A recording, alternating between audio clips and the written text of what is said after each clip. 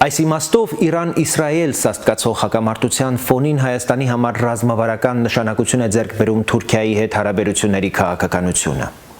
Թուրքիայի ծավալապաշտական նկրտումները եւ տարածաշրջանային հավակնությունները իհարկե շարունակում են անվտանգային սպառնալիք հանդիսանալ Հայաստանի համար, ինչը հաստատվում է նաեւ ինչպես հայաստանյան, այնպես էլ միջազգային վերլուծություններով։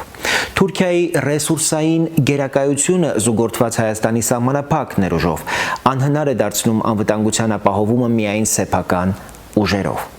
Այս պայմաններում Հայաստանը կանգնած է ռազմավարական մարտահրավերների առաջ, որոնք պահանջում են հզոր գործընկերների ներգրավում։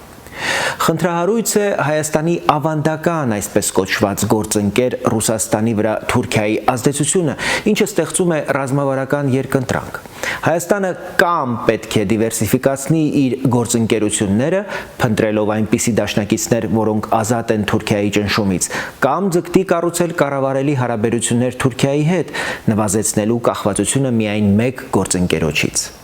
Ցավոք հաճախ հնչում են միակողմանի մոտեցումներ, որոնք կամ բացառում են Թուրքիայի հետ երկխոսությունը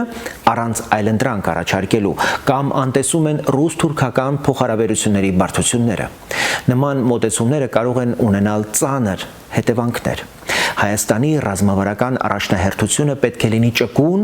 եւ բազմակողմ արտաքին քաղաքականություն վարելը, որը կամրապնդի նոր գործընկերություններ, կապահովի տարածաշրջանային հավասարակշռություն եւ կպաշտպանի Հայաստանի շահերը։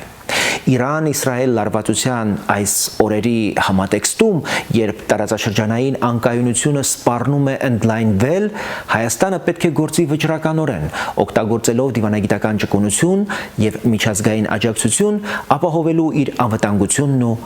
կայունությունը։